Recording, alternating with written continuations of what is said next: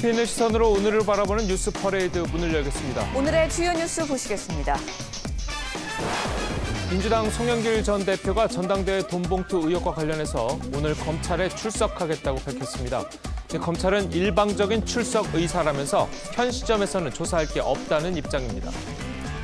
비명계로 분류되는 민주당 박광원 원내대표가 취임 하루 만에 흔들리고 있습니다. 친명계와 거리를 두는 듯한 모습을 보이자 당내 강성 지지층은 사퇴를 요구했습니다. 노동절을 맞아 연금개혁 반대 시위가 프랑스 전역에서 열렸습니다. 수도 파리에서는 일부 시위대와 경찰이 화염병과 물대포 등으로 충돌했습니다. 피부 접촉과 성 접촉으로 감염되는 엠폭스 확진자가 47명으로 늘었습니다. 스튜디오에 전문가 모셔서 엠폭스의 증상과 예방법에 대해 알아보겠습니다. 저희는 잠시 뒤에 돌아오겠습니다.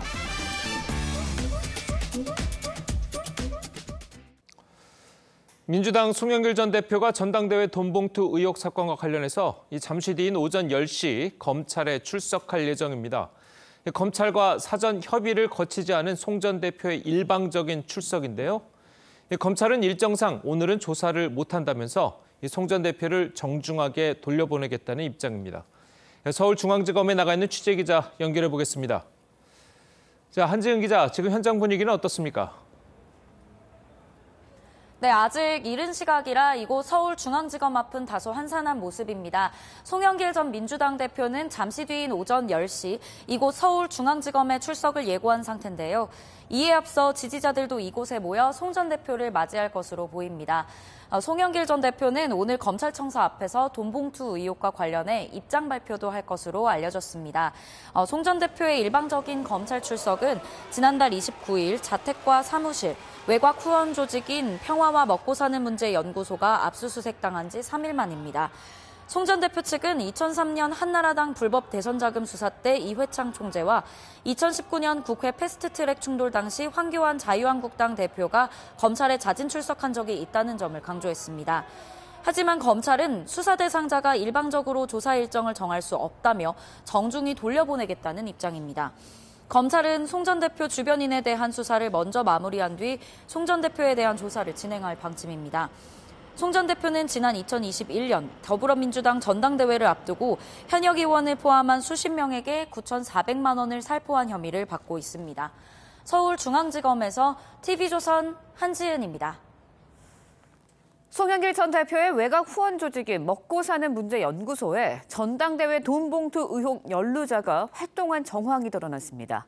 송 전 대표는 당대표 경선과는 무관하다고 주장하고 있습니다. 서영일 기자의 보도입니다. 2019년 11월 먹고사는문제연구소 이사회 사진입니다. 가운데에 설립자인 송영길 전 대표가 있고 뒤편으로 갈색 옷을 입은 이정근 전 민주당 사무부 총장이 보입니다. 이 씨는 돈봉투 살포 정황 녹음 파일을 생산한 당사자인데 2018년 2월 이사회에서는 내가 곧 말하는 것이 뉴스가 되도록 하자, 주위 사람에게 전파되도록 노력하자라고 말한 것으로 회의록에 적혀 있습니다. 이 씨가 단독 발언을 하는 등 이사회에서 상당한 역할을 한 것으로 추정됩니다. 돈봉투 조성 핵심 인물로 지목된 강래구 전 감사와 강화평 전 구의원은 먹사연의 충청권 조직인 대전 세종의 길 창립 멤버로 활동했습니다. 강 전 감사는 창립대회 사진에도 맨 앞줄에 등장합니다. 돈봉투 500만 원 조성에 관여한 의혹을 받는 강모 씨는 지난해 11월 먹사연 행사에 참석했습니다. 이처럼 돈봉투, 조성, 살포 연루자가 먹사연에서 활동한 흔적이 곳곳에서 드러나지만 송 전 대표는 먹사연과 당대표 경선이 무관하다는 입장입니다. 제가 모르는 사람들이 많기 때문에 그리고 모든 책임을 제가 지겠다고 말씀드린 것처럼 검찰은 먹사연 후원금 일부가 당대표 경선에 흘러들어갔는지 등을 확인 중입니다. TV조선 서영일입니다. 예, 이 전해드린 대로 송영길 전 대표가 잠시 뒤에 검찰에 출석할 예정입니다. 네, 관련 내용 백성문 변호사, 장현주 변호사와 함께 자세히 짚어보도록 하겠습니다. 안녕하세요. 네, 안녕하세요. 자, 검찰과 협의가 되지 않는 일정인데 이렇게 피의자가 마음대로 검찰에 출석해서 조사를 받겠다고 할 수가 있는 겁니까? 과거에 전례가 있긴 합니다만 조금 다릅니다. 과거에는 모든 책임을 인정하고 본인이 다 자백하겠다는 취지로 들어가는 경우들은 모르겠는데 뭐 지금 아시는 것처럼 송영길 대표가 책임은 내가 지겠다고 하지만 소위 말하는 돈봉투 의혹과 관련해서 좀 전체적으로 부인하고 있는 입장 아니겠습니까? 네. 그렇다면 검찰도 수사하는 소위 빌드업이라고 해서 밑에 기존 관련된 수사를 다 하고 모든 관련 자료를 가지고 당사자를 불러서 최종적으로 확인하고 묻는 작업을 거쳐야 되는데 아직 별로 진행된 게 없잖아요. 그죠? 뭐 그 강래구 씨 같은 경우 영장 기각되고 지금 이 영장 재청구 여부에 대해서 지금 오히려 검찰이 좀 수사를 하고 있는 상황인데 예. 그렇다면 아무 준비가 돼 있지 않은 상황에서 자진 출두하겠다는 걸 검찰이 받아들이는 만무할 것 같고 다만 이제 송영길 전 대표가 그래도 야당 전 대표였다는 측면을 고려해서 일단 안으로 들어와서 상황을 설명하고 내보내는 방법을 택할 가능성도 있고 아예 들어오지 못하게 할 가능성도 있는데 저는 전자일 가능성이 좀 높을 것 같고요. 결국 저는 개인적으로 송영길 대표는 나는 이렇게 내가 책임지는 자세로 검찰청에 출석을 하려고 했는데 검찰이 막았다. 그와 관련된 성명문을 발표하겠다. 이 두 가지를 하기 위해서 가는 것이 아닌가. 오늘 궁극적인 목표는 조사를 받으러 간다라기보다는 그런 퍼포먼스를 보여주러 가는 현장이 아닌가 싶습니다. 이전에 그 협의 없이 출석했을 때는 전부 자백을 했었습니까? 그러니까 이회창 전 대표 2003년도 그 당시에도 이 대선 자금 조성, 불법 대선 자금 조성 관련해서 모두 다 내 책임이다라고 들어갔었던 것이고 그리고 그 당시에 황교안 전 대표 같은 경우도 패스트트랙 관련해서 충돌 관련해서 본인도 나중에 이제 결국 처벌을 받긴 했습니다만 그 황교안 대표 같은 경우도 그 관련된 책임 내가 알아서 다 지겠다는 취지로 들어갔던 것이었기 때문에 저 두 사례하고 지금 사례는 유사한 듯 보이지만 약간 다소 좀 차이가 있는 게 아닌가 개인적으로 생각됩니다. 네, 수사 대상자가 검찰과 협의 없이 일방적으로 조사 일정 정해놓고 그다음에 또 자진적으로 출석하겠다 이렇게 발표도 하고 왜 이러는 걸까요? 사실 지금 변호사님 설명 잘 해주셨지만 보통의 경우는 이렇게 하지는 않고요. 수사 대상자에게 검찰이 소환을 통보를 하면 그 일정을 조절해서 출석하는 것이 일반적이긴 합니다. 그러나 이제 예전 사례 뭐 이해창 총재라든지 뭐 황교안 전 대표처럼 그러니까 유력한 정치인들의 경우에는 미리 본인이 이제 일정 조율 없이 사전에 그냥 바로 출석해서 조사를 받는 경우들이 있습니다. 근데 말씀 주신 것처럼 그 경우에는 뭐 자백을 한다거나 아니면 본인이 모든 책임을 지겠다라고 이야기를 한 다음에 가는 경우가 있었고 특히 황교안 전 대표 같은 경우에는 뭐 본인의 목을 쳐라 이렇게 해서 가기는 했지만 사실 그 조사 기간 내내 진술을 거부했던 경우도 또 있거든요. 그렇기 때문에 송영길 전 대표의 지금 경우에는 본인도 이제 일정 조율 없이 이제 출석하겠다라는 것이기 때문에 오늘 제대로 된 조사가 이루어질 가능성은 없어 보입니다. 뭐 검찰이 티타임을 요청할 수도 있겠지만 또 검찰 입장에서는 또 불필요한 오해를 불식시키기 위해서라도 티타임을 요청하지 않을 가능성이 높고요. 그렇기 때문에 오늘 검찰청에 아예 들어가지 못한 상태에서 기자회견만 하고 그곳에서 그냥 다시 돌아올 가능성이 가장 높아 보입니다. 예. 그럼 뭐 예전의 사례들은 어쨌든 들어가서 조사를 받긴 받았잖아요. 근데 만약에 오늘 송영길 전 대표가 조사도 받지 못하고 돌아간다면 앞으로 있을 검찰 수사에서 이렇게 일방적인 태도가 뭔가 좀 영향을 끼칠 위험성이 있습니까? 그러니까 일단 송영길 대표 측에서는 두 가지의 목적 의식이 있는 것 같아요. 아까 첫 번째는 이제 정치적인 목적이 하나 있는 것 같고 두 번째는 나는 이 정도로 수사에 적극적으로 임할 자세를 가지고 있다는 모습. 그러니까 이제 검찰 입장에서는 송영길 전 대표 같은 경우 아직은 좀 빠릅니다만 조사를 마친 이후에 뭐 신병 확보를 위해서 구속영장 청구 가능성도 검토가 분명히 될 텐데 그때 분명히 이게 플러스가 될 거라고 이제 송영길 대표 측에서는 생각을 하는 것 같습니다. 다만 이제 검찰 입장에서는 협의 없이 일방적으로서 정치적인 행보를 보이는 것에 대해서 굳이 좋은 시각으로 바라보기 좀 어려울 거라는 생각이 들고요. 그래서 송영길 대표 측의 생각과 검찰의 시각은 이번에 자진 출석에 대해서는 확연히 다르지 않을까. 그러니까 저는 개인적으로 유리하게 작용하기 좀 어렵다 이렇게 생각이 듭니다. 알겠습니다. 네, 송 전 대표가 자진 출석을 강행하려는 것, 여론전을 의식하는 거 아니냐 이런 해석도 있거든요. 네, 백 변호사님 말씀 주신 것처럼 일단 뭐 구속영장이 청구됐을 때 도주 우려가 없다. 왜냐하면 자기는 이렇게까지 조사에 성실하게 임하고 적극적으로 임하고 있다는 걸 보여준다는 측면도 분명히 있을 것 같습니다. 그렇게 되면 강제 수사를 할 수 있는 어떤 동력이 꺾인다라는 부분도 하나 고려되는 부분이 있는 것 같고요. 지금 말씀 주신 것처럼 여론전도 분명히 있어 보입니다. 일단 정치인이기 때문에 정치인은 이런 수사 과정이 법적으로 진행되는 것도 중요하겠지만 결국에는 여론이 가장 중요합니다. 본인이 뭔가 정치적인 리더로서 본인 모든 것을 책임진다라는 지금 계속 메시지를 던지고 있기 때문에 정치적 책임과 일관해서 출석하는 것, 즉 수사기관에 출석하는 모습을 보여줌으로써 본인을 지지하는 사람들 그리고 국민들께 본인이 책임지는 정치인이다라는 모습을 보여주는 그런 여론전도 깔려 있다고 봐야겠습니다. 예. 자, 아까 이제 백 변호사님께서 이제 빌드업이라는 이제 표현을 좀 쓰셨는데 결국은 마지막에 송 전 대표를 소환해서 조사를 할 거잖아요. 그렇다면 이게 강래구 전 감사의 구속영장 처리 재청구 이제 발부 여부가 네.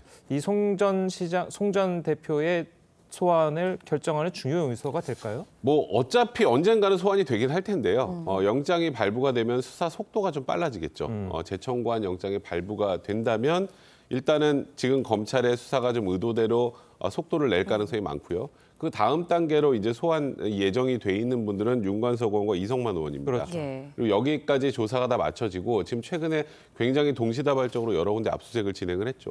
그 압수수색을 진행한 것에서 확보한 증거 자료, 그다음에 지금 앞으로 소환이 예정돼 있는 사람의 진술 이런 것들을 다 종합해서 정리를 마친 후에 송영길 전 대표를 부를 가능성이 많습니다. 왜냐하면 이 2021년 전당대회와 관련된 소위 돈봉투 논란인데 이 돈봉투 논란이 모두 사실이라면 누구 때문에 했겠습니까? 송영길 대표의 당대표가 당선을 위해서 진행을 한 것이기 때문에 정점에 있을 수밖에 없어요.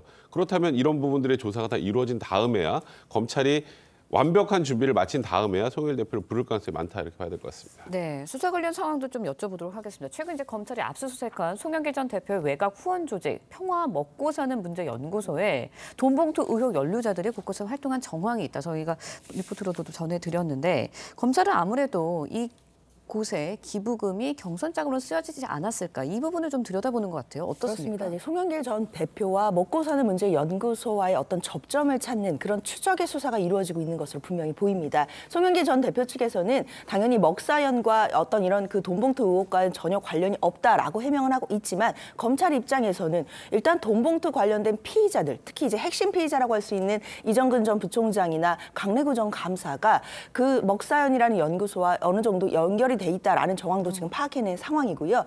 특히 그 기부금과 관련해서는 2021년도에 3억 7천만 원 정도를 먹사연이 이제 모집을 했다라고 예. 알려져 있는데 그 중에서 경선과 관련된 그러니까 2월부터 4월까지 기간에 1억 4천만 원이나 모였다는 것입니다.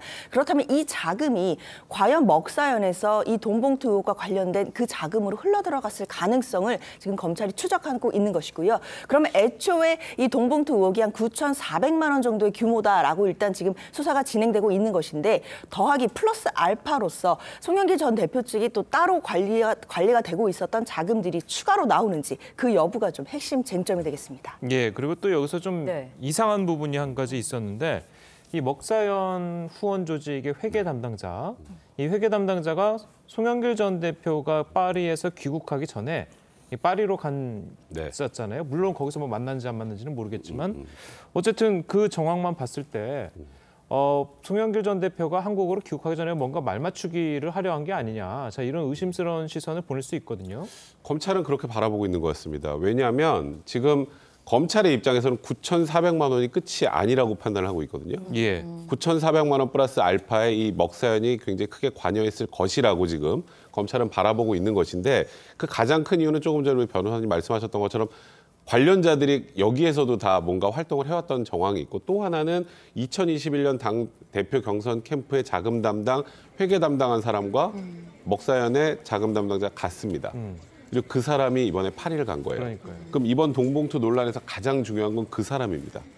그러니까 검찰 시각에서는. 근데 그 사람이 프랑스 파리에 갔다. 그리고 윤관석 압수수색 이후에 먹사연 그 연구소에 있는 컴퓨터 하드디스크들을 막 삭제한 정황들이 나온다. 그럼 뭔가 말 맞추고 증거인멸을 하려고 한 것이 아니냐. 그래서 그 부분에 관련해서 검찰이 지금 말씀드렸던 것처럼 그와 관련된 뭔가 말 맞추기나 증거인멸이나 이런 부분들에 대해서 뭔가 사전에 좀 조율한 것이 아니냐라고 의심의 눈초리를 보내고 있는 겁니다. 예. 네, 만약에 이제 돈봉투 의혹 관련자들과 말맞추기를 했다라는 의혹이 더 실제로 밝혀진다면 처벌이 더 커지는 겁니까? 일단 조직적인 증거인멸이나 뭐 이런 시도가 있었는지를 살펴보는 것 같습니다. 왜냐하면 일단 먹사연 관련된 그 회계 담당자가 프랑스를 이제 방문했었기 때문에 예. 혹시라도 관련해서 입을 맞췄거나 또는 증거인멸을 하려고 서로 간에 뭐 모의를 했거나 이런 부분들을 검찰이 추적하는 것으로 봐야 될 것 같은데요. 그러나 일단 송영길 전 대표 측의 변호사 입장에서는 송 전 대표가 잘 지내는지 이제 봐달라는 가족들의 요청으로 간 것이고 네. 그리고 이 수사 개시됐던 거 그러니까 이제 윤관석 의원에 대해서 압수수색이 이루어졌던 게 4월 12일이거든요. 그때부터 돈봉투 의혹이 좀 더 이제 언론에 알려졌기 때문에 그 전에 일단 프랑스를 다녀왔다는 점에서 증거인멸이라든지 검찰이 의심하는 정황이 전혀 관련이 없다라는 입장입니다. 예, 알겠습니다. 자, 오늘 두 분 변호사님 말씀은 여기까지 듣겠습니다. 잘 들었습니다. 고맙습니다. 검찰이 천화동인 6호의 실소유주 조우형 씨에 대해서 구속영장을 청구했습니다. 검찰은 조 씨가 대장동 개발 과정에서 8천억 원에 가까운 불법 이익을 챙긴 것으로 보고 있습니다. 신유만 기자의 보도입니다. 서울중앙지검이 천화동인 6호 실소유주로 의심되는 조우형 씨에 대해 구속영장을 청구했습니다. 배임과 이해충돌 방지 위반, 범죄수익은닉규제법 위반 혐의 등입니다. 검찰은 조 씨가 2015년 3월에서 4월 대장동 개발 과정에서 서판교 터널 개설 등 성남시 내부 기밀을 이용해 불법 개발 이익 7,886억 원을 챙기고 성남도시개발공사에 4,895억 원의 손해를 끼친 것으로 보고 있습니다. 검찰은 지역 주민에게 돌아가야 할 천문학적인 개발 이익을 개발업자와 브로커들이 나눠 가지는 등 사안이 중대하고 증거인멸의 우려도 있다고 판단해 구속영장을 청구한 것으로 전해졌습니다. 대장동 사업의 숨은 공로자로 알려진 조 씨는 대장동 사업자들이 2009년 부산저축은행 등에서 1,800억 원을 대출받아 초기 사업 자금을 조달할 수 있게 도와준 것으로 알려집니다. 2015년에도 SK계열사 키넨파트너스로부터 투자금 400억 원을 유치하는 데 개입한 것으로 알려졌습니다. TV조선 신유만입니다. 요즘 전기요금이 올라서 일반 서민은 물론 자영업자들도 근심이 깊은데요. 한쪽에서는 전기를 쓰면 전기료를 돌려준다는 촌극이 벌어지고 있습니다. 태양광이나 풍력 발전 등 신재생 설비가 갑자기 는 게 원인으로 지목되고 있습니다. 장혁수 기자의 보도입니다. 지난달 25일 전력거래소가 전력 사업자들에게 보낸 공문입니다. 전기 사용 인센티브 제도 플러스 DR을 전국으로 확대하겠다는 내용으로 신재생 발전량이 급증하는 시간에 전기 사용을 늘리는 기업에 전기료를 70%까지 돌려주겠다는 겁니다. 태양광 등 신재생 발전량이 갑자기 늘어 전력망에 과부하가 걸리면 정전이 될 수 있기 때문입니다. 발전량이 들쑥날쑥한 신재생 설비 특성 때문에 내놓은 고육책인데 지난 문재인 정부에서 신재생 설비를 너무 빨리 늘린 탓이라는 지적이 나옵니다. 실제 전체 발전 설비 중 신재생 비중은 2012년 말 5.0%에서 올해 2월 말 20.7%로 높아졌습니다. 남는 전기를 수요가 많은 수도권으로 보내는 것도 쉽지 않습니다. 송배전망이 제대로 설치되지 않았기 때문입니다. 한전이 계속 적자이다 보니까 송배전 시설에 대해서 투자를 적극적으로 안 했어요. 반면 적자에 시달리고 있는 한국전력 등 전력업계는 신재생 공급 과잉에 따른 보상은 전기요금 인상 요인의 압박이 될 수밖에 없다는 입장입니다. 정책 실패를 세금으로 메우는 셈인데 지난 정부에서 국책 사업으로 추진됐던 신재생 에너지 사업이 곳곳에서 부작용을 일으키고 있습니다. TV조선 장혁수입니다. 노동절을 맞은 프랑스에서 대규모 연금개혁 반대 시위가 열렸습니다. 일부 시위대는 거리에 불을 지르는 등 과격한 모습을 보였고 경찰은 최루탄과 물대포를 쏘며 대응했습니다. 변재영 기자의 보도입니다. 도로 곳곳에서 불길이 피어오릅니다. 주변 상점 유리창은 산산조각 났습니다. 경찰이 최루가스와 물대포를 쏘며 진압에 나섰지만 역부족입니다. 연금 개혁에 반대하는 13번째 시위가 노동절에 맞춰 수도 파리를 비롯해 300여 곳에서 열렸습니다.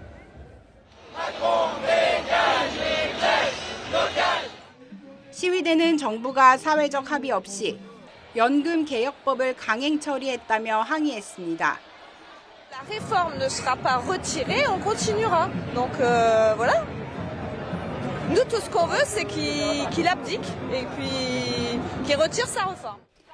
노동절에 열리는 시위에 프랑스 주요 8개 노조가 모두 참여한 건 2009년 이후 처음입니다.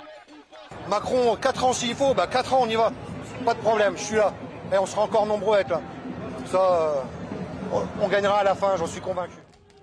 정부는 이날 시위에서 다친 경찰관이 100명이 넘는다면서 폭력 시위 등으로 290여 명을 체포했다고 밝혔습니다. TV조선 변재영입니다. 미국 버지니아주 버지니아 비치시에 강력한 토네이도가 덮쳐 최대 100채의 주택이 파손되고 가스가 누출되는 등 피해가 잇따랐습니다. 시는 즉각 비상사태를 선포했고 일부 학교는 휴교에 들어갔습니다. 박소영 기자의 보도입니다. 집 지붕이 부서져 내부가 환히 들여다보입니다. 나무는 뿌리채 뽑혔고 보도는 훼손됐습니다. 토네이도가 미국 버지니아를 강타한 직후의 모습입니다. 버지니아 비치시는 시속 240km에 달하는 토네이도가 현지 시간 1일 오후 6시쯤 이 지역을 통과하면서 일부 지역이 막대한 피해를 입었다고 밝혔습니다. We could not have responded as quickly as we did without the help of our regional and state partners. We had a lot of support already in Virginia Beach because of the weekend, the Something in the Water weekend, and a lot of them just decided to stay longer and pivot to help us take care of the need. 주택이 최대 100채가량 파손됐고 가스가 누출되면서 수십 가구가 피해를 입었습니다. 정전도 250여 건 발생했습니다. 시는 즉각 비상사태를 선포했습니다. 당국은 잔해를 정리하는 한편 일부 지역의 학교를 폐쇄하는 등 후속 조치에 들어갔습니다. 플로리다에서도 토네이도로 차가 뒤집히고 나무가 부러지는 등의 사고가 발생했고 메인주에서는 폭우로 5만 가구가 정전 피해를 입었습니다. TV조선 박소영입니다. 국민의힘이 이딴 실언으로 논란을 일으킨 김재원, 태영호 두 최고위원에 대한 징계 절차를 시작했습니다. 특히 정광훈 목사 논란을 일으킨 김 최고위원에게는 중징계가 불가피하다는 분위기인데요. 김 최고위원은 사퇴할 뜻은 없다고 했습니다. 한송원 기자입니다. 국민의힘 윤리위원회가 첫 회의를 열고 김재원, 태영호 최고위원의 징계 절차 개시를 결정했습니다. 다음 주 8일 소명을 들은 뒤 지도부가 기념식에 참석하는 5.18 이전에 최종 결론을 낼 예정입니다. 국민의힘이 국민의 지지와 신뢰를 받기 위한 자체 노력의 일환입니다. 전광훈 발언 논란으로 자숙한 뒤 한 달 만에 최고위에 나온 김 최고위원은 거듭 사과했지만 사퇴는 하지 않겠다는 기존 입장을 재확인했습니다. 혹시 최고위원 자진 사퇴 의향도 좀 있으실까요? 그것은 아직까지 생각해보지 않았습니다. 당 안팎에선 김 최고위원에겐 중징계가 불가피하다는 의견이 나오는데 당원권 1년 정지나 탈당 권유 같은 중징계가 나올 경우 내년 총선 출마는 어렵게 됩니다. 제주 4.3 발언과 민주당을 JMSB 때 징계 대상이 된 태영호 최고위원에겐 경고 수준의 경징계가 예상됩니다. 국회의원은 그 어떤 경우에도 국민의 마음을 아프게 하면 안 된다. 밥 한 공기 다 먹자는 제안으로 민생특위를 무력화시켰다는 지적을 받은 조수진 최고위원에 대해서는 징계를 하지 않기로 결정했습니다. 네, 지켜보세요. TV조선 한송원입니다. 지난주 민주당 새 원내대표로 선출된 박광원 원내대표에 대한 당내 친명 강성 지지층들의 공격이 이어지고 있습니다. 사퇴 청원까지 나오고 있는데요. 박 원내대표는 선출 후 처음으로 이재명 대표와도 만났습니다. 정민진 기자입니다. 이재명 대표가 박광원 원내대표와 상견례를 가졌습니다. 별도의 환영 행사 없이 비공개로 진행됐습니다. 신임 원내대표 상견례 겸한 덕담이 있었고요. 한미 정상회담 후속 조치에 대한 여러 가지 논의들이 있었습니다. 박 원내대표는 송기현 원내수석 부대표를 비롯해 비명계 인사들을 원내 지도부에 발탁하면서 쇄신을 강조했는데 의총에선 돈봉투 의혹의 당사자인 윤관석, 이성만 의원의 거취를 논의하는 쇄신 의총 방향에 대해 논의하기로 했습니다. 수요일 의총은 첫 저희 원내대표단이 구성되고 거기에서 쇄신 의총을 어떻게 하겠다는 구상을 저희들이 보고를. 그러자 일부 친명계 의원은 비명, 친명 구분한다면 원내대표직을 수행하기 어려울 것이라고 견제에 나섰습니다. 아마도 결선이 있을 거다 이렇게 생각하고 결선 가면 그때 가서 우리 여기를 모아보자 이랬는데 다른 친명계 중진 의원도 현재 높은 당 지지율은 이 대표 지지자들 덕분이라며 박 원내대표가 이 대표와 갈등을 빚는다면 내년 총선이 힘들어질 것이라고 경고했습니다. 당 청원 게시판에는 박 원내대표의 사퇴와 탄핵 청원이 올라왔고 사흘 만에 각각 3천여 명과 1,000여 명이 동의했습니다. 또 권리당원 게시판에도 박광원은 이낙연과 더불어 영구 제명 대상이라는 비난글이 올라오고 있습니다. TV조선 정민진입니다. 전해드린 대로 국민의힘이 태영호, 김재원 두 최고위원에 대해서 징계 절차를 시작했습니다. 두 분과 함께 정치권 소식을 자세하게 짚어보도록 하겠습니다. 노동일 파이낸셜 뉴스 주필 김상일 전 민주당 부대변인 나오셨습니다. 안녕하세요. 안녕하세요. 자, 먼저 어제 잠행 한 달 만에 최고위 회의의 모습을 드러낸 김재원 최고위원 목소리부터 들어보시겠습니다. 당원 여러분, 그리고 우리 당 지지자 여러분, 그리고 국민 여러분께 대단히 죄송스럽고 송구스러운 마음이었습니다. 심려를 끼쳐드려 대단히 죄송합니다. 앞으로 당과 나라를 위해서 필요한 일 찾아가면서 열심히 하겠습니다. 4월 한 달 대표께서 자숙해달라고 지시를 하셔서 자숙 기간을 마치고 나온 것입니다. 최고위원 자진 사퇴 의향도 좀 있으실까요? 그것은 아직까지 생각해보지 않았습니다. 예, 윤리위는 이제 시작이 됐고 김재원 최고위원은 자진 사퇴에는 이제 선을 그었습니다. 징계가 어느 정도 나올 것이라고 보십니까? 글쎄 징계 수위를 정확히 예측할 수는 없는 거죠. 윤리위 회의를 좀 해봐야 되는 거니까.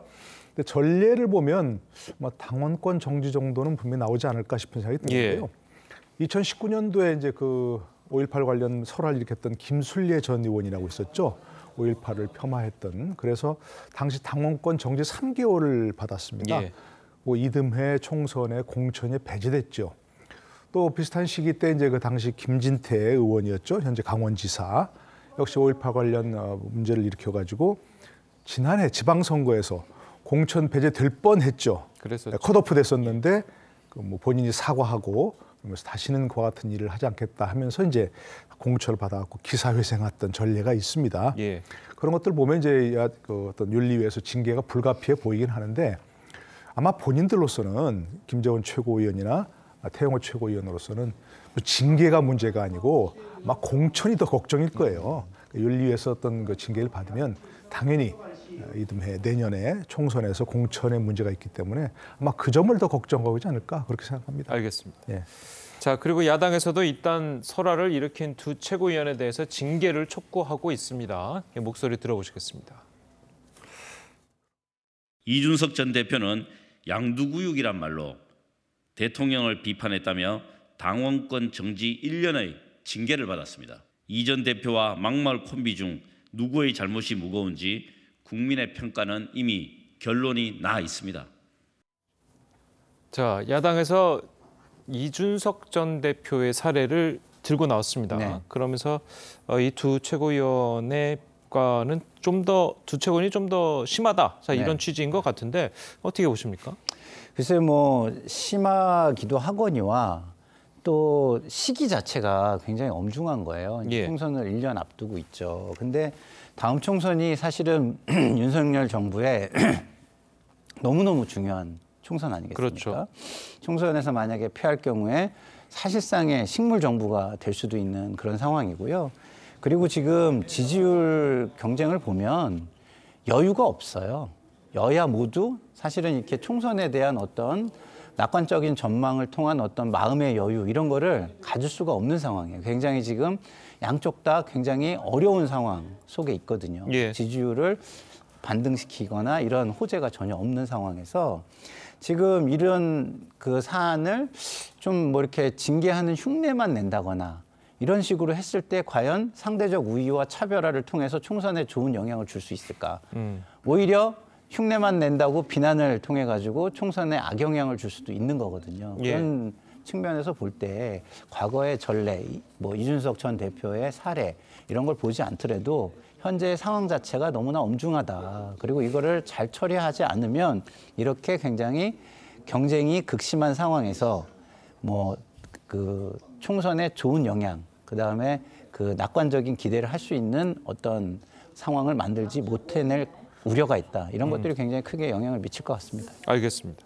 자, 그리고 또 얼마 있으면 이제 5.18 기념식이 있지 않습니까? 그래서 국민의힘 입장에서는 이 5월 18일 이전에 모든 것을 좀 정리하고 싶을 텐데 그 전에 어느 정도 수준이 나와야지 이 5.18 기념식을 잘 치를 수 있을 것이다. 이렇게 좀 보십니까? 그러니까요. 이제 오는 8일에 5월 8일에 당사자들 출석을 해서 소명을 듣고 결론을 내리겠다 지금 그 얘기 아니겠습니까? 그 여당의 가장 큰 현재 당면한 목표, 이 문제에 관한 목표가 이 징계 문제를 5.18 전에 매듭을 짓고 아마도 이제 여당 대표를 비롯해서 김기현 대표를 비롯해서 여당 의원들이 많이 참석을 하지 않겠습니까? 5.18 기념식에 윤 대통령 참석은 모르겠습니다만 그러니까 그에 대해서 뭔가 5.18 기념식에 가서 뭔가 파문을 잇지 않으려면 빨리 속전속결로 결정할 수밖에 없는 상황이고 윤리위도 그걸 잘 알지 않겠습니까? 윤리위 잘 아니까 5월 8일 날 아마 하겠다는 얘기인데 이게 무슨 새로운 뭐 증거조사가 많이 필요한 것도 아니고 당사자들이 뭐 소명을 듣고 그걸로 더 사실 여부를 확인할 수 해야 하는 뭐 그런 문제도 아니고 또 5월 8일 날 하고서 그다음에 다시 무슨 속개를 해야 될 필요가 있는 그런 사안도 아닐 것 같습니다. 이미 당사자들이 다 발언이 나와 있고 당사자들도 사과를 하고 있고 그렇기 때문에 5월 8일 날 당사자들의 소명을 듣고 거기서 결론을 내리고 이 문제를 매듭지으려고 하는 뭐 그런 일정에 큰 차질은 없을 거라 생각이 됩니다. 예, 알겠습니다. 자, 저희는 다음 소식도 짚어보도록 하겠습니다. 자, 민주당 새 원내대표로 이 박광원 의원이 선출이 됐습니다. 이 박광원 의원은 비명계로 분류가 되고 있죠. 이 박 원내대표 당선의 의미를 두고 이 친명계와 비명계에서는 이러한 해석들이 나왔다고 합니다. 듣고 오시겠습니다. 어쨌든 그 일사불란함, 단일 대오 이것이 갖는 어떤 그 안 좋은 상황은 우리 지금 국민들도 보고 계시고 당원들도 보고 계시거든요. 네. 일정하게 견제와 균형이 이루어지고 그래야 합리적인 통합이 가능하다. 비명, 친명 이런 식으로 구분해서 거기에 따라서 행동을 하면 바로 아마 그 원내대표 직무를 수행하지 못할 거예요. 제가 보기에는 오히려 거꾸로 갈 겁니다. 전에 뭐 비명이었다 이렇게 말씀을 하시는데 그게 오히려 통합의 동력이 되고 이것이 투쟁의 동력이 되는 방향으로 이분이 가지 않을까. 만약 거기서 벗어나면 당내 의원들한테도 물론이고 민주당 지지자들한테 견뎌낼 수 있겠습니까? 자, 뭐 비명계에서는 견제와 균형을 이야기하고 있고, 자 얼마 전 복당한 민영배 의원, 이 친명계죠. 민영배 의원 같은 경우에는 박 원내대표를 향해서 친명과 비명을 구별하면 원내대표직을 수행하기 어려울 거다. 자, 이렇게 이야기를 했습니다. 자, 원내대표직을 수행하기 어려울 거다. 이 말은 좀 어떻게 보면 뭐 협박이라고 해야 될까요? 뭐 이렇게 좀 들릴 수도 있을 것 같은데. 그렇죠. 이제 본인의 처지 자체가 굉장히 좀 약간 불안함을 느낀다. 저는 이렇게 좀 보여지고요. 예. 박광원 의원 뭐 다 알거든요. 원내에서 아주 온건하고 합리적인 사람으로 그 평가가 굉장히 자자하신 분입니다. 예. 그렇기 때문에 뭐 이것이 친명, 비명을 뭐 이렇게 구분해가지고 그걸 잣대로 뭘 할 분도 아니거니와 그 친명이든 비명이든 가릴 거 없이 그 예측 가능한 기준, 정확한 기준을 가지고 일을 할 분이라고 저는 생각을 해요. 예. 뭐 그 결과까지는 제가 알 수는 없겠지만 일단 과거에 비추어 보면 그렇게 할 가능성이 높다라는 말씀을 드리고 그리고 기본적으로 비명계 인사로서 당선이 된 게 당에는 굉장히 활력을 불어넣을 거라고 저는 생각을 해요. 왜냐하면 그동안 그 물밑에서 좀 약간 불만이 많지만 그런 불만을 표출하지 못하고 그 민주적 정당의 모습, 뭐 다양성을 갖추고 건강하고 다이나믹한 정당의 모습을 그동안 못 보여준 면도 있거든요. 그래서 어떤 합리적인 이야기는 눈치 안 보고 할 수 있는 어느 정도 기반을 박광원 의원이 제공해 주실 거라고 저는 생각을 하고요. 그렇다고 해가지고 기존의 어떤 세력, 특정 세력, 주류 세력 이런 것을 뭐 견제하기 위한 어떤 수단으로서 내지는 그런 목적으로서 뭘 하지는 저는 않을 거라는 뭐 그동안 보아온 저 나름대로의 어떤 기대와 믿음이 있습니다. 그렇기 때문에 민영배 의원의 저런 이야기는요 좀 과하고 그냥 자기 처지가 좀 옹색하니까 나온 이야기가 아닐까 그런 생각이 듭니다. 예. 자, 그래도 이제 친명계에서 이런 이야기가 나오는 게 이제 당내 원내 인선과 관련해 가지고 이제 친명계 사람들을 많이 쓰지 않은 것을 두고 자, 이래서 친명 비명 가르려면은 뭐 내년 총선까지 어려워진다. 자, 이렇게까지 이야기가 나오는 건가요? 뭐 때문에 도대체 이렇게 되는 건가요? 글쎄요. 저도 뭐 정확히 왜 이렇게 얘기하는지 잘 모르겠는데 어쨌든 의원들이 선택을 박광원 원내대표 이른바 이제 비명계라고 분류되는 그런 분을 바로 1차 투표에서 지지하고 했던 것은 의원들이 상당히 그분을 어떤 지지를 굉장히 강했다는 거 아니겠습니까? 예. 그 의원들의 뜻이 뭘까 생각하면 좀 전에 김상일 평론가 얘기처럼 저는 상당히 좀 동의하는 부분 중에 하나가 오히려 비명계를 선택함으로써 어떤 스펙트럼을 넓히고 어떤 그 운신의 폭이 훨씬 넓은 그런 원내대표를 선택한 것이 아닐까 이렇게 생각합니다. 예. 당연히 이제 뭐 이른바 친명계에서 우려하는 것처럼 원내대표와 당대표가 갈등을 빚으면 당연히 이제 당이 어려워지고 당연히 총선까지 어려워진다. 그건 너무 당연한 얘기죠. 그러나 그것은 우려에 불과 기우에 불과하다고 생각합니다. 박광원 원내대표도 지금 원내대표로 이렇게 설출될 정도로 정치력이 있는 분인데 설마 공개적으로 이 당대표와 뭐 갈등을 빚으면서 뭐 이재명 대표를 뭐 어떻게 좀 내치자 이런 식으로 하겠습니까? 그건 있을 수 없는 일이고요. 지난번 박홍근 원내대표도 이른바 친명계로 분류됐는데 이재명 대표 체포 동의안할 때 당론으로 반대하자 이렇게는 못했잖아요. 그것처럼 원내대표도 한계가 있는 것이고 당대표도 한계가 있는 것이거든요. 저는 오히려 개인적으로는 박광원 원내대표가 되면서 의원들의 어떤 그 전체 총의를 모으는데 훨씬 더 운신의 폭이 넓지 않을까. 합리적으로만 한다면 그리고 뭐 얘기하신 것처럼 상당히 합리적인 분이라고 생각이 되니까 막 그렇게 해서 오히려 민주당의 스펙트럼을 넓히는 쪽으로 작용하지 않을까 하는 그런 생각이 듭니다. 예, 그럼에도 불구하고 이제 민주당 내에서 강성 지지층, 특히 친명 강성 지지층에서 상당한 이제 반발이 나오고 있는데 특히 권리당원 게시판에는 또 이런 글까지 올라왔다고 그래요. 뭐 사퇴, 탄핵. 취임한 지 얼마 되지 않은 사람은 이제 사퇴와 탄핵까지 하자라는 이야기가 나오고 있는데 도대체 왜 이런다고 보십니까?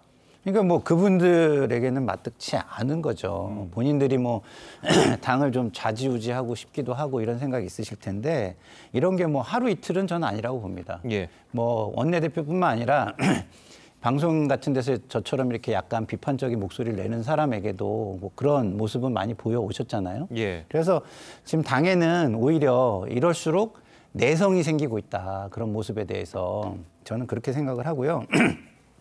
죄송합니다. 사퇴와 탄핵 청원이 뭐 사흘 만에 3,000명, 1,000명 이렇게 동의가 있다고 하는데 과거에는요 사흘이면 10,000명도 넘었어요. 그렇기 때문에 지금 제가 볼 때는 오히려 그 약간 합리적인 당원들은 이 강성 지지층의 목소리에서 조금씩 내성이 생기고 벗어나고 있는 거 아닌가 저는 오히려 그런 생각마저 듭니다. 그래서 이런 모습은 하루 이틀 있는 모습도 아니고 늘상 그래 오셨는데 이번만큼은 과거만큼의 영향력은 없을 것이다. 지금 국민의힘에서 정강훈 씨에 대해서 과거만큼 어떤 그 목소리에 대해서 어떤 두려움이나 영향력이 없는 거하고 비슷하게 양쪽 당 모두 이런 강성 지지층에 대한 내성이 충분히 생기고 있다 이런 생각이 듭니다. 알겠습니다. 자 그리고 박광원 원내대표는 또 취임 후 처음으로 어제 이재명 대표와 만났다고 그래요. 뭐 두 분이서 상견례적인 이제 성격을 가졌다고 했지만 얘기를 들어보면 원래 이제 원내대표가 이제 당선이 되고 당 대표에 찾아오면 뭐 어떻게 뭐 환영식이라고 해야 될까요? 뭐 간단하게 뭐 그런 거를 하기도 하는데 곧바로 이제 뭐 비공개 회의로 이제 들어갔다고 그래요. 자 그런 것을 두고 뭔가 계파적 갈등이 좀 드러나는 것 아니냐. 자 이런 시각으로 보는 사람들도 있거든요.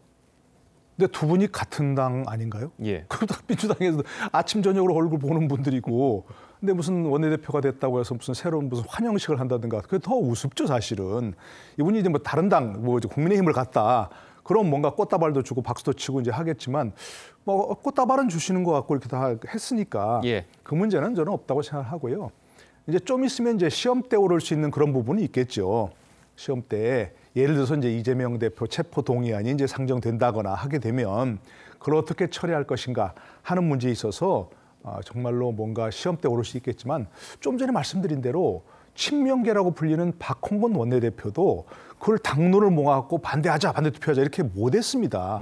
그것은 의원들 개개인의 어떤 그 다 헌법기관인데 거기서 원내대표가 강제로 당론을 만든다든가 하면 어려운 부분이고 오히려 그게 이재명 대표뿐만이 아니고 민주당 전체를 어렵게 만드는 그런 상황이 될 수 있거든요. 그러니까 저는 박광원 신임 원내대표가 이재명 대표와 여러 가지 이제 가장 중요한 현안이 사법 리스크를 어떻게 대처할 것인가 하는 부분이겠지만 그것뿐만이 아니고 전체 민주당 지지율을 높인다든가 좀 전에 얘기한 강성 팬덤에 어떻게 대처할 것인가 하는 문제 그리고 민주당의 어떤 쇄신이라든지 더 나아가서 정치 쇄신, 우리나라 대한민국 정치 쇄신 이런 문제에서 어떻게 좀 앞장설 것인가 하는 그런 문제에 있어서 좀 더 폭넓게 얘기한다면 단순하게 이재명 대표 개인의 문제 또 뭐 박광원 원내대표와 뭐 이재명 대표 개인의 문제 이런 것보다는 훨씬 더 좀 큰 차원에서 논의가 되면 그게 오히려 우리나라 정치 발전에 도움이 되지 않겠는가 저는 그렇게 생각합니다. 알겠습니다. 네. 자, 그리고 박광원 신임 원내대표는 어제 원내대표단 인선도 발표를 했습니다. 관련 이야기 듣고 오시겠습니다. 원내대변인도 그렇고 법조계 출신이 많으신데 전 현직 대표님 뭐 사법 리스크나 이런 걸 좀 대응하기 위해서 그거를 전혀 그건 아니고요. 전혀 그건 아닙니다. 이 시점에서 저희들이 말씀드린 것처럼 쇄신과 통합 그리고 확장성의 보강 여러 가지 측면을 고려한 인선인데 인선의 결과가 그렇게 됐는데 전혀 그것과 무관하다는 말씀을 드립니다. 예, 물론 뭐 전혀 무관하다라고 박광원 원내대표는 네. 이야기를 했지만 면면을 살펴보면 진짜로 법조인 출신들이 많아요. 특히 뭐 비명계 위주로. 그래서 저런 지적이 충분히 나올 수 있다고 보는데 어떻습니까? 뭐 지적은 나올 수 있겠죠. 근데 내부 사정을 잘 모르시기 때문에 그런 건데요. 제가 좀 설명을 드리면 예. 뭐 기본적으로 이 대상이 됐던 분들 중에 일부는 저한테 어떻게 하는 게 좋겠냐 이렇게 자문을 구해 오신 분도 있고 그래서 저는 그렇게 얘기를 했어요. 지금 총선을 앞두고 당직을 맡는 게 그렇게 좋지 않다. 과거에 제 경험에 의하면 과거의 경험은 중앙당직을 맡으면 지역에 조금 아무래도 소홀하게 되고요. 그렇죠. 예. 그럴 경우에 오히려 그게 부작용으로 나타난 경우가 제 경험상으로는 왕왕 있었습니다. 그래서 지금 굳이 원내에서 뭐 그런 역할을 하는 게 아주 시급하거나 그렇지 않다면 그 지역구가 그렇게 어렵거나 그렇지 않다면 굳이 맡을 필요는 없다라고 저는 이제 조언을 해드렸거든요. 그런 분들 같은 경우는 아예 이런 걸 고사하거나 아니면 아예 그 접근 자체를 안 하거나 이렇게 한 거예요. 그리고 지금 인물의 면면을 보면 그렇지 않습니까? 뭐 당에 의원수가 많다고 하지만 이렇게 이미지나 여러 가지를 막 고려해가지고 인물을 이렇게 그 탐색을 하다 보면 이렇게 눈에 띄는 사람들이 있어요. 그런 사람들을 이렇게 하다 보면 이런 분들이 전면에 이제 쓰여지는 거고 친명계는 이미 이재명 대표가 많이 발탁을 해서 썼잖아요. 그러니까 뭐 그 외의 분들 중에서 눈에 보이는 사람들을 쓰다 보면 우연찮게 이런 구성이 될 수 있다라고 저는 봅니다. 그래서 우연찮게 구성된 것이 법조인 위주이기 때문에 충분히 그렇게 보여질 수도 있고 그렇게 얘기할 수도 있겠지만 그건 활동을 통해서 그렇지 않다는 걸 보여주면 될 일이다. 이렇게 보여집니다. 알겠습니다. 자, 그리고 또 어제 광주에서는 이낙연계 싱크탱크인 연대와 공생이 심포지엄을 열었습니다. 다음 달이면 이낙연 전 대표의 귀국도 예정되어 있습니다. 자, 이낙연 전 대표가 지난번에 잠깐 들어왔을 때도 약간의 정치적 행보를 보이긴 했는데 다음 달 6월에 이제 들어오게 되면 완전히 들어오게 되면 정말로 정치적인 활동을 시작할 거라고 보십니까? 본인이 정치인이고 좀 정계 은퇴 선언한 것도 아니고 본인도 다음에 이제 대선 출마 생각도 아직 있으신 분 같으니까 예. 당연히 정치적 활동을 하겠죠. 그리고 이제 민주당뿐만이 아니고 어느 당이든지 뭐 주류가 있고 비주류가 있고 늘 그렇지 않습니까?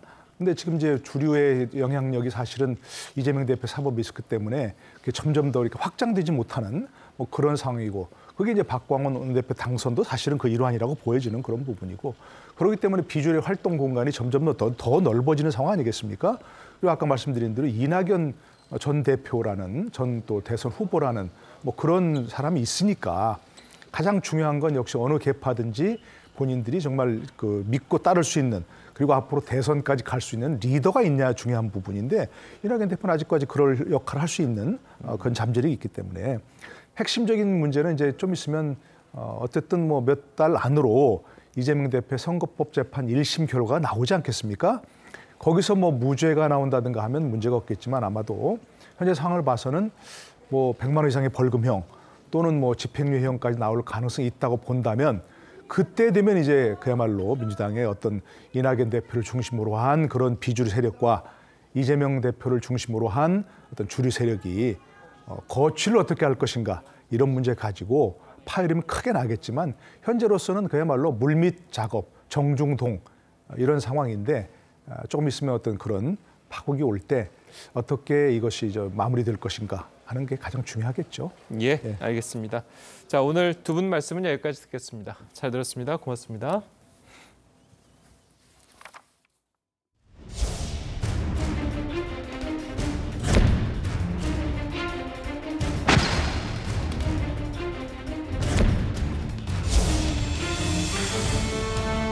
발생 동향을 면밀히 예의주시하면서 빈틈없고 안정적인 방역 관리를 위해 최선을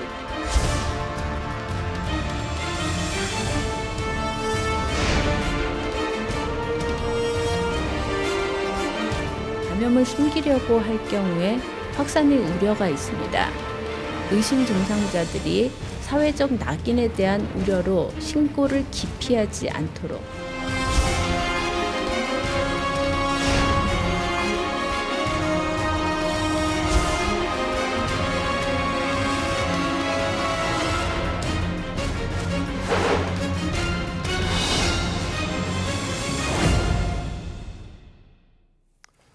예, 보신 대로 국내 엠폭스 확진자가 47명으로 늘면서 지역사회 감염 확산에 대한 우려가 커지고 있습니다. 네, 관련 내용 김우주 고려대 구로병원 감염내과 교수와 함께 자세히 짚어보도록 하겠습니다. 안녕하세요. 안녕하세요.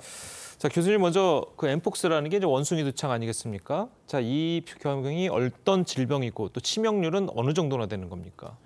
예, 원숭이 두창은 1958년 덴마크의 연구소 동물 원숭이에서 처음 바이러스가 분리가 됐고 인체 감염은 1970년 민주 콩고 공화국 그러니까 중앙아프리카에서 인체 감염이 있은 이후에 이제 그동안 쭉 중앙아프리카, 서부아프리카, 나이지리아에서 원숭이하고 이제 설치류에서 인체 감염이 있는 어떤 풍토병이었습니다. 근데 작년에 이제 코로나 와중에 작년 5월에 영국에서 아프리카를 여행하지 않은 지역사회 감염자가 첫 확진자가 나오면서 전 세계적으로 현재까지 이제 111개국에서 8만 7천 명이 감염되고 130명이 사망해서 뭐 치명률은 낮습니다. 1% 미만인데 우리나라에서도 작년 6월에 첫 확진자가 있고 그동안 이제 5명 정도 해외 유입 내지는 해외 유입 환자를 진료한 의료진이 주사침에 찔려서 1명이 감염됐었는데 4월 7일 이제 지역사회 감염자가 우리나라에 처음 발견되면서 지금 42명, 그러니까 전체 누적은 47명인데 지난 4월 7일 이후에 42명의 이제 지역사회 감염자고 1명은 외국인이고 41명은 내국인입니다. 그래서 국내에 지역사회 감염 전파가 시작됐다. 이런 부분이 좀 경각심을 높이는 계기가 됐습니다. 네, 감염 경로가 뭐 피부 접촉, 성 접촉이다라고 알려져 있기는 한데 주요 증상 그리고 구체적으로 어떤 감염 경로인지 좀 설명해 줄 수 있을까요? 예, 이제 엠폭스는 우리 두창, 천연두나 수두, 뭐 대상포진처럼 포진 바이러스입니다. 처음에 열 나고 머리 아프고 몸살 감기 증상이 있다가 피부 발진이 수포로 진행되는데 이것이 입 주변, 손바닥, 발바닥, 몸통, 그다음에 성기, 항문 주위에 발진하고 수포, 또 그게 궤양이 되면서 딱쟁이가 앉는 것이 특징이고 여기다 림프절까지 이제 만져지면 더더욱이 이제 엠폭스를 의심할 수가 있는데 홍역, 수두, 뭐 대상포진하고 좀 감별 진단해야 되는 문제는 있습니다. 자, 그렇다면 아까 말씀하신 대로 41명이 이제 지역사회 감염 환자로 이제 추정이 된다고 하셨잖아요. 네. 그렇다면 우리나라가 이제 지역사회 감염이 시작이 된 건데 코로나처럼 확산될 가능성이 있습니까? 코로나처럼 뭐 지금도 코로나가 하루에 13,000명 신규 확진자가 매일 나올 정도인데 거기에 비하면 지금 최근에 엠폭스는 하루에 한두 명이니까 코로나처럼 대유행이 되지는 않을 겁니다. 그렇지만은 정부가 얼마나 적극적으로 백신 접종이나 고위험군에 대한 예방 관리를 철저히 하느냐에 따라서 늘어날 수도 있고 줄어들 수도 있는데 이제 작년 영국하고 미국에서는 수만 명이 생겼는데 백신 접종으로 10월 이후에 현저히 줄어들었고 이제 올해 들어서는 이제 우리나라, 일본, 대만, 중국에서 지역사회 감염자 한파가 이제 서태평양 지역에서 늘고 있다는 것이 특징인데 결국 미국하고 유럽에서 방역 정책에서 고위험군에 대한 백신 접종을 얼마나 적극적으로 하느냐에 따라서 유행이 사그라들 수도 있고 당분간 계속 환자가 생길 수도 있다고 봅니다. 네, 그렇다면 백신 접종을 반드시 해야 되는 건가요? 어떻게 보세요? 우리가 이제 백신이라는 거는 이제 걸리지 않은 사람을 대상으로 걸릴 위험성이 높은 분을 대상으로 백신 접종을 하는 건데 이제 미국이나 유럽의 경우는 20, 30, 40대 이제 성 활동이 활발한 남성 대상으로 최근에 6 내지 6개월 이내에 이제 성매개 감염 질환이라 다수의 성접촉자를 대상으로 예방 접종을 했습니다. 이제 그것이 효과를 발휘해서 미국이나 영국, 유럽에서는 현저히 줄어들었죠.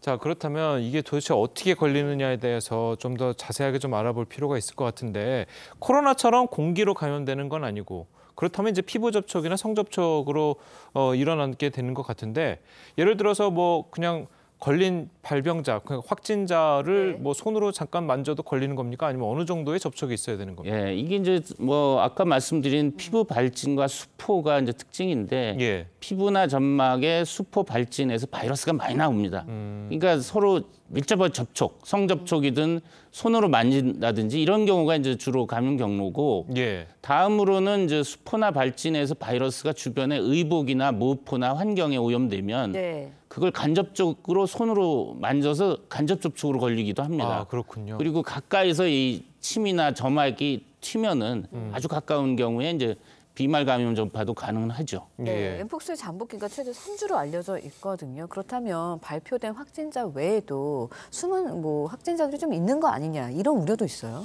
그렇습니다. 지금 이제 잠복기는 4일에서 21일, 3주까지인데 보통 6에서 9일입니다. 그래서 현재 47명의 이제 확진자. 올해 들어서는 뭐 최근에 4월 이후는 42명인데 이분들은 확진자고 이분들이 3주 이내 접촉자 중에서 잠복기 상태에서 앞으로 또 확진자가 나올 수가 있겠죠. 지금 문제는 질병청이 고위험군과 고위험시설을 피하라고 하면서 정확하게 고위험군과 고위험시설이 누군지 어딘지를 안 밝히는 것이 좀 비밀주의가 문제고 최근 뭐 여론조사에도 보면 국민의 10명 중에 4분이 엠폭스에 대해서 잘 모른다. 이런 이제 비밀주의가 좀 문제인 것 같습니다. 왜냐하면 이제 고위험군이나 고위험시설을 명확히 알려드려야 그분들도 유의하면서 안전한 예방에 집중하고 국민들도 피하거나 주의를 해야 되는데 고위험군, 고위험시설에 대해서 명확히 안 알려주는 이런 것들이 오히려 확산을 더 부추길 수 있다고 저는 봅니다. 그러니까 코로나로 치면 이제 고위험군이면 고령층, 영유아잖아요. 자, 그렇다면 이 엠폭스 같은 경우에는 아까 교수님 말씀대로라면 20, 40대의 남성이 고위험군이 될 가능성이 높다고 보시는 겁니까? 네, 코로나에서는 중증 사망 위험이 이제 고령자가 많다는 것이고 지금 엠폭스의 경우는 우리나라에서 어떤 성별의 어떤 연령대인지를 안 알려줍니다. 그러니까 7, 80대 노인인지 1, 20대 청소년인지 3, 40대 여성인지 안 알려주고 단지 참고 자료로 이제 미국이나 유럽 서구 국가에서는 96%가 남성이고 뭐 80% 이상이 성접촉이고 이렇게 참고 자료로 좀 미루어 짐작하는 건데 우리나라에서 정확한 성별, 연령별, 고위험군, 발생 분포를 안 알려주니까 국민들은 더 애매해지는 거죠. 네, 백신과 치료제 확보 현황 어떤지도 궁금하거든요. 지금 백신은 이제 5,000명분 있고 치료제 테코비리맛은 500여 명분이 있는데 지금 확보만 돼 있지 사용을 안 하니까 백신의 경우는 노출되고 확진자가 노출되고 4일 이내에 접종을 하면 85% 예방이 되는데 그 사용량도 굉장히 미미하고 고위험군 대상으로 노출 전 접종을 해야 되는데 지금 뭐 실험실 연구자, 의료진, 치료병상 의료진, 역학조사관은 맞았지만은 이 엠폭스에 잘 걸리는 고위험군에 집중해서 이제 노출 전에 걸리기 전에 예방 접종은 안 이루어지고 있다는 것이 지금 앞으로 또 환자가 늘 것이라는 걸 생각하게 합니다. 그럼 교수님 말씀대로라면 지금 일반인은 뭐 맞고 싶어도 가서 맞을 수 없는 상태인 것 같은데요. 앞으로 그러면은 예방을 하려면 어떻게 해야 되는 건가요?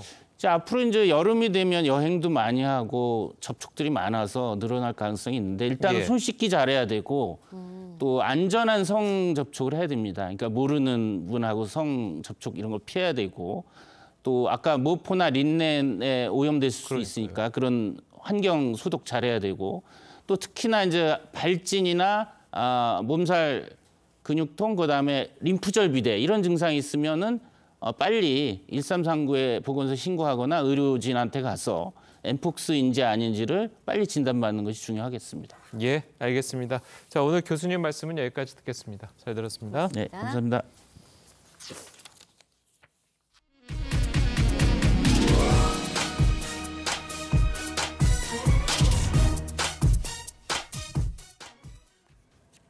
독일 나치에서 부역한 억만장자의 2천억 원대 보석이 뉴욕 경매에 나옵니다.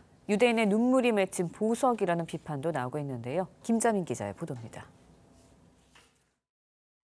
25.59캐럿짜리 붉은 루비가 박힌 반지, 엄지손가락만한 90캐럿 다이아몬드가 장식된 목걸이, 경매 예상가는 각각 200억 원이 넘습니다. 보석의 주인은 지난해 숨진 오스트리아의 억만장자 하이디 호르텐입니다. 3조 9천억 원대 자산가였던 호르텐의 보석 700점이 이달부터 순차적으로 뉴욕 크리스티 경매에 나옵니다. 총 예상 낙찰가는 2,011억 원. 10년 전 배우 엘리자베스 테일러가 세운 가장 비싼 보석 경매 기록을 깰 것으로 보입니다. 호르텐의 남편은 독일 사업가인 헬무트 호르텐으로 나치가 강제로 매각한 유대인의 공장과 백화점을 인수해 부를 쌓았습니다. 일각에서 이번 경매 보석들이 유대인으로부터 약탈한 재산이라는 비판이 제기됐고, 크리스티는 수익금 일부를 홀로코스트 연구와 교육에 기부하겠다고 밝혔습니다. TV조선 김자민입니다. 네, 렌즈에 담긴 그 순간 그 의미를 짚어보는 시간이죠. 사진 기자가 선택한 아침의 한 장입니다. 오늘은 조선일보 사진부 조인원 기자와 함께합니다. 안녕하세요. 오늘 아침에 볼 사진 어떤 건가요? 네, 해파리처럼 생긴 별무리가 우주를 떠도는 모습입니다. 이 사진은 올해 천체사진 공모전 대상으로 선정된 26회 해파리 성운입니다. 한국천문연구원이 주관하는 올해 대회는 또 어떤 사진들이 뽑혔는지 함께 보겠습니다. 화성과 암흑성운 그리고 해성이 만나는 모습이 한 앵글에 보입니다. 푸른 장미 한 송이처럼 보이는 장미성운은 42시간이라는 장노출로 촬영되었습니다. 밤하늘의 화려한 오로라는 거대한 나비의 날갯짓처럼 보이기도 합니다. 올해로 31번째 공모전에는 총 294점이 출품되었는데 심사위원들은 기술적인 완성도가 해마다 높아진다고 했습니다.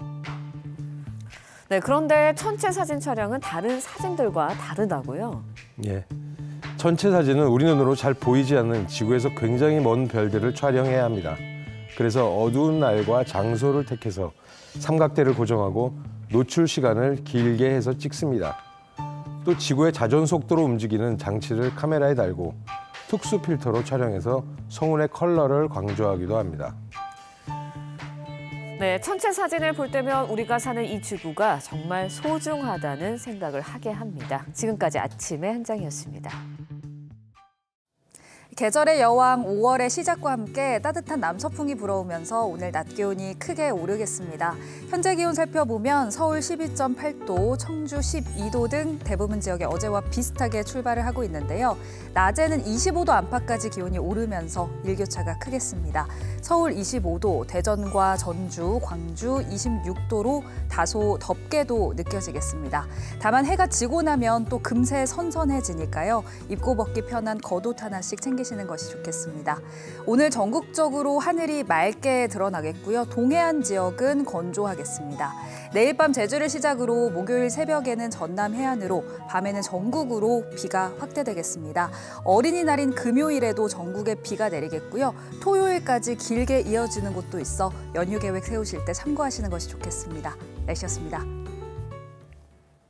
화요일 아침 뉴스 퍼레이드는 여기서 마치겠습니다. 네, 저희는 내일 아침 7시 30분에 다시 찾아뵙겠습니다. 시청해주신 여러분 고맙습니다.